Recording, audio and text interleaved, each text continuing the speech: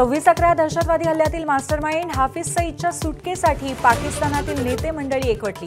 पाकिस्तान दहशतवादाला खतपाणी घालत असल्याचा आणखीन एक पुरावा समोर।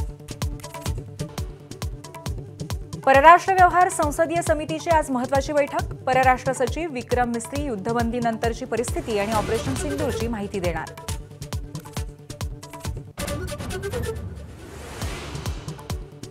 ऑपरेशन सिंदूरच्या संसदीय शिष्टमंडळापासून तृणमूल काँग्रेस 4 हात लांब। खासदार युसुफ पठाण सहभागी होणार नसल्याची सूत्रांची माहिती, कारण मात्र अस्पष्ट।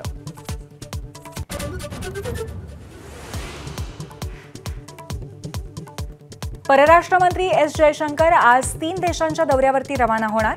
नेदरलँड, डेन्मार्क आणि जर्मनीच्या परराष्ट्र मंत्र्यांना भेटणार। चर्चेमध्ये पाकिस्तानचा पर्दाफाश करणार।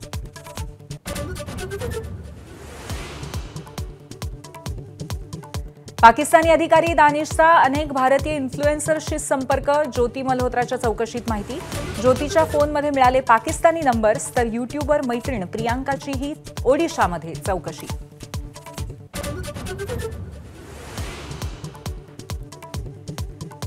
मध्य प्रदेशातील मंत्री विजय शहांच्या याचिकेवरती आज सर्वोच्च न्यायालयामध्ये सुनावणी। कर्नल सोफिया कुरेशी यांच्यावरती वादग्रस्त विधान केल्यामुळे आले होते अडचणी।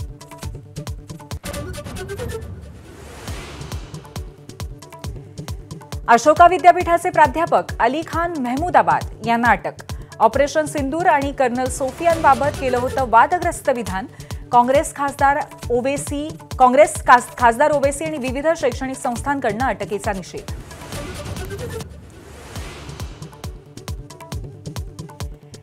पालकमंत्री झाल्यावरती अजित पवारांचा पहिलाच परळी दौरा। अजितदादांच्या दौऱ्यामध्ये धनंजय मुंडेही ऍक्टिव्ह। अनेक दिवसांनी सार्वजनिक कार्यक्रमामध्ये धनंजय मुंडे सहभागी।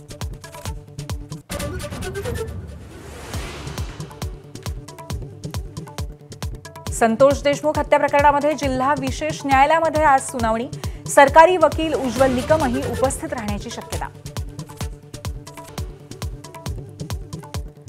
मुंबई गोवा महामार्गावरती खेडजवळ कारचा भीषण अपघात। कार पुलावरनं 100 फूट खोल कोसळल्यामुळे 5 जणांचा मृत्यू, कार चालक गंभीर जखमी।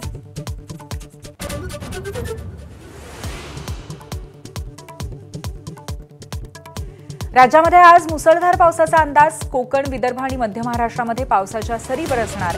मुंबईमध्ये कालपासूनच पावसाची रिपरिप। एबीपी माझा, उघडा डोळे बघा नीट।